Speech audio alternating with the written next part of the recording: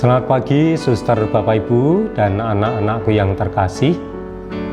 Marilah kita awali kegiatan hari ini dengan mendengarkan sabda Tuhan dan merenungkannya. Untuk itu, mari kita buka dengan doa. Dalam nama Bapa dan Putra dan Roh Kudus. Amin. Allah Bapa sumber cinta, terima kasih atas istirahat malam yang boleh kami alami, sehingga pagi hari ini kami dapat bangun dengan badan dan jiwa yang segar.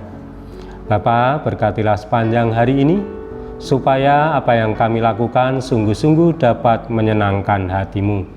Bukalah mata hati kami untuk mendengarkan sabda-Mu. Dibacakan dari Injil Matius bab 9 ayat 9 sampai 13.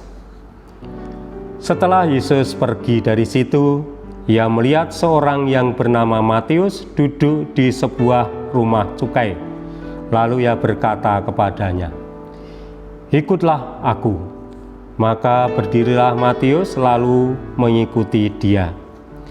Kemudian ketika Yesus makan di rumah Matius, datanglah banyak pemungut cukai dan orang berdosa, dan makan bersama-sama dengan Dia dan murid-muridnya. Pada waktu orang Farisi melihat hal itu, berkatalah mereka kepada murid-murid Yesus, "Mengapa gurumu makan bersama-sama dengan pemungut cukai dan orang berdosa?" Yesus mendengarnya dan berkata, "Bukan orang sehat yang memerlukan tabib, tetapi orang sakit. Jadi pergilah dan pelajarilah arti firman ini. Yang kukehendaki ialah belas kasihan dan bukan persembahan. Karena aku datang bukan untuk memanggil orang benar, melainkan orang berdosa." Marilah kita renungkan. Matius menjadi murid Yesus. Setelah Yesus pergi dari situ, Ia melihat seorang yang bernama Matius duduk di rumah cukai. Lalu Ia berkata kepadanya, "Ikutlah aku." Maka berdirilah Matius lalu mengikut Dia.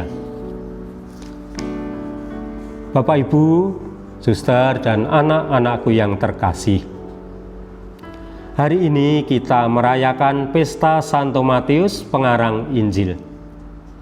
Ayahnya bernama Alpheus. Ia sendiri pun disebut juga Levi. Matius dikenal luas sebagai pemungut cukai di kota Kapernaum, daerah Galilea. Bagi masyarakat Yahudi, terutama para pemimpin agama Yahudi, seorang pemungut cukai adalah jabatan kotor. Konon pemungut cukai dianggap sebagai pendosa yang disamakan dengan pembunuh, perampok, penjahat, dan sebagainya. Hal itu disebabkan karena pemungut cukai bekerja untuk orang-orang Romawi yang dianggap bangsa kafir. Meskipun di mata manusia, Matius dianggap sebagai orang yang kotor dan tidak punya harga diri, bagi Yesus, Matius mempunyai kelebihan. Maka Yesus kemudian memanggilnya, "Ikutlah aku." Yesus melihat dalam diri Matius ada kebaikan yang dapat diandalkan. Matius kemudian mengikuti Yesus. Ia meninggalkan seluruh hartanya yang banyak itu dan dengan rela memulai suatu hidup baru bersama Yesus dan murid-murid yang lainnya. Matius berani menunjukkan sikap tegas, sebuah sikap yang menunjukkan bahwa ia memiliki sifat-sifat kerajaan Allah, yaitu semangat hidup miskin, pelayanan, cinta, dan iman kepercayaan akan Yesus. Dalam Injil yang kita dengar hari ini, Yesus memanggil Matius yang pernah dianggap negatif oleh masyarakat sekitar pada saat itu. Namun demikian, Yesus mau makan di rumahnya seorang pemungut cukai itu. Namun Yesus kemudian memanggilnya untuk menjadi muridnya. Kelak Matius ini sangat antusias mewartakan kabar sukacita tentang Yesus. Begitulah cara Tuhan untuk mengangkat orang-orang yang dianggap negatif oleh manusia. Setiap orang bisa bertobat jika manusia itu sendiri sadar akan kesalahannya. Kuasa Tuhanlah yang akan menyapa manusia itu untuk bertobat.